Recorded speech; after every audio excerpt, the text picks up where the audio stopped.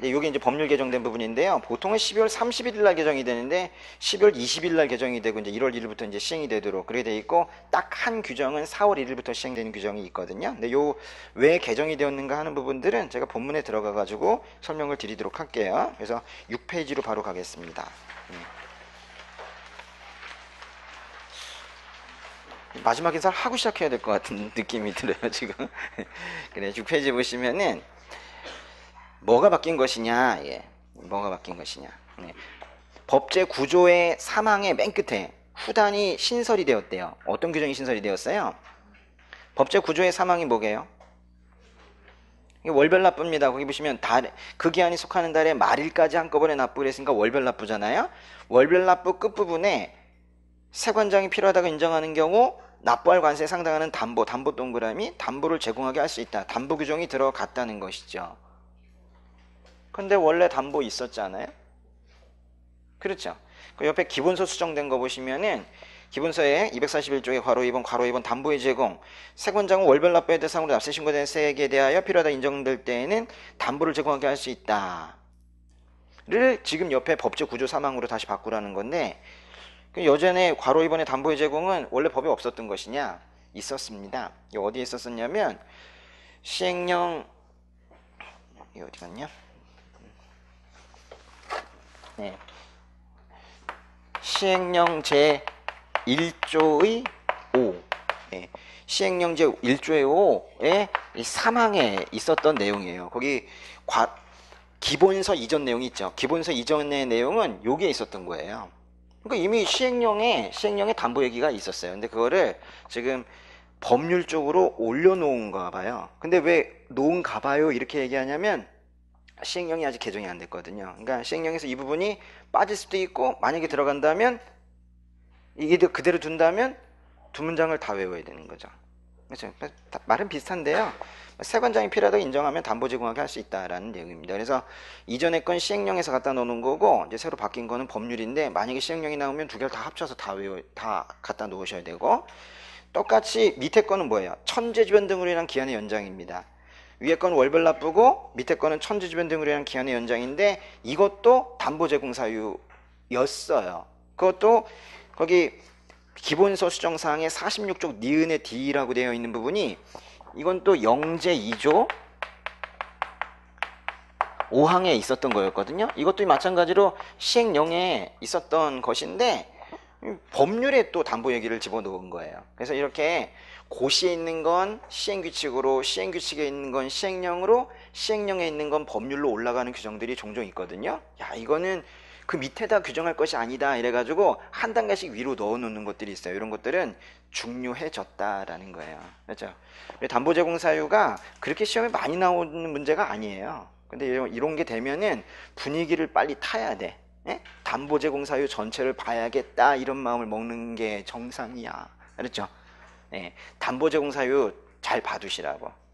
여태까지 많이 나온 줄 알죠? 그렇지 않습니다. 담보 제공 사유를 잘 봐두자 올해 시험에서. 그래. 그 다음 페이지요. 법제 37조의 4 제목이 뭐예요? 특수관계자 수입품 과세 가격 결정자료 제출은 누가 누구에게 하는 거예요? 그렇죠. 특수관계자가 세관장에게, 물론 세관장이 먼저 요구하겠죠. 야, 가격자료 좀 가져와라 라고 얘기하면 특수관계자가 제출해야 된다는 부분인데, 도대체 어떤 부분이 바뀌었느냐. 거기 그 법령집 수정사항 보시면 사망과 사항에 신설시설 그랬잖아요. 신설시설이 그랬는데 사망과 사항 보세요. 사망과 사항 보시면 사망의 그 법령집 부분 보세요. 사망의 두 번째 줄에 60일, 맨 끝에 한 차례만 60일. 이거 아는 거잖아요. 그렇죠. 아는 거죠. 요게 원래 2항이었어요. 그러니까 뭐냐면 2항이 사망으로 갔어요. 2항이 사망으로 가고 새로 추가된 것은 2항과 4항이 사실은 추가된 거예요. 2항이 사망으로. 그러니까 사망은 똑같이 여러분 외우고 있는 거 그대로입니다. 60일 이내에 제출해야 되고, 이건 지금 모든 사람들 얘기하는 거 아니죠. 특수관계에 있는 자들, 외국인 투자기업의 본지사 간 거래들, 이런 것들을 지금 얘기하고 있는 것인데, 그때 60일 이내에 자료 제출해야 되는데 연장하면 한 차례만 된다는 거예요. 매우 중요했었죠. 한 차례만 60일까지 연장할 수 있다. 이거 제출 안 하면 어떻게 된다 그랬어요?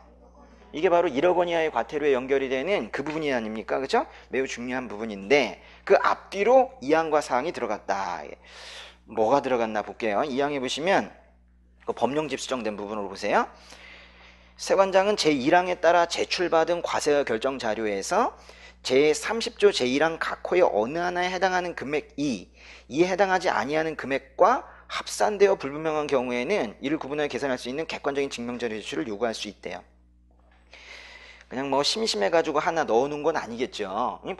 관세법을 그냥 막 늘린 건 아닐 텐데 이게 뭔가 최근에 좀 심각한 상황이 있어서 이렇게 넣었나 봐요. 다시 이 항을 보시면은 그 두 번째 줄에 제30조 1항 각 호의 어느 하나에 해당하는 금액까지 묶어봐요. 그게 뭡니까? 30조 1항 각 호가 뭘까요? 30조가 일방법이고 1항 각 호가 이 법정 가산 요소예요. 법정 가산 요소. 법정 가산 요소가 이래야 돼요. 법정 가산 요소가 이에 해당하지 아니하는 금액과 그랬어요. 그걸 끊고 여러분 법정 가산 요소는 과세예요, 비과세예요? 과세 대상과 이래 과세 대상과 이에 해당하지 아니하는 금액 비과세 대상이 옆에 중요한 말 합산 동그라미 이거예요. 한꺼번에 들어가 있는 거예요. 어떤 금액에 들어가 있어요. 그러면 보세요. 과세 대상과 비과세 대상이 다 합쳐져서 100만 원이야. 근데 거기에 비과세 대상이 한 20만 원 돼. 과세 대상이 80만 원밖에 안 돼. 그러면 돈 내는 사람은 구분해 내고 싶겠죠. 그래가지고 비과세 대상이 얼마냐? 가산요소 이런 거 빼고 비과세 대상이 얼마냐 그랬더니 그건 잘 모르겠는데요. 이러면 그럼 넌 다 과세해 라고 한다는 거예요. 그래서 여기 보시면 합산되어 불분명까지 있죠. 그러니까 불분명도 동그라미. 그러니까 합산되어서 불분명. 그게 확실히 비과세 대상 금액이 어느 정도인지를 명확히 구분해낼 수 없다라는 거예요. 그러면 이제 맨 끝에 객관적인 증명자료의 제출을 요구할 수 있다. 너 확실히 비과세 대상이 얼마인지 가산요소 아닌 게 얼마인지 확실하게 밝혀내라 하는 거예요. 여러분 법정 가산요소와 과세 대상과 아닌 것이 한꺼번에 있대. 근데 여러분 법정 가산요소 설명 안에도 그 속에도 아닌 게 있죠. 법정 가산요소 설명 쭉 나오는 것 중에서 비과세 대상이 뭐예요?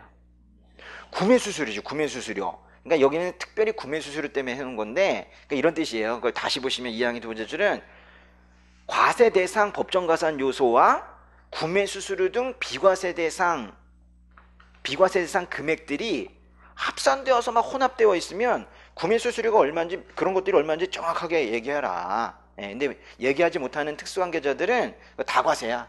통째로 통째 금액 과세한다 이거예요. 사항으로 가시는데요. 그래가지고 이제 2항에서 구분 금액을 자료 제출해라 그랬는데 사항에 두 번째 줄 제출하지 않았대 또. 전 자료 없는데요 이러면서 그죠? 보통 이제 일본 기업이나 미국 기업이겠죠, 그렇죠?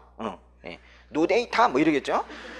제출하지 아니하는 경우에는 해당 과세가격 결정자료에 따른 금액 거기 묶어요. 해당 과세가격 결정자료에 따른 금액 이게 제일 중요한 말인데 이게 뭔 뜻이냐면 그냥 합산된 전체 금액을 얘기하는 거예요. 합산된 전체 금액을 30조 1항 각 호의 부분 본문에 따른 거래가격 묶어봐요. 이 토할 것 같네. 30조 1항 각 호 외의 부분 본문에 따른 거래가격이라는 게 우리 일방법을 어떻게 정의합니까?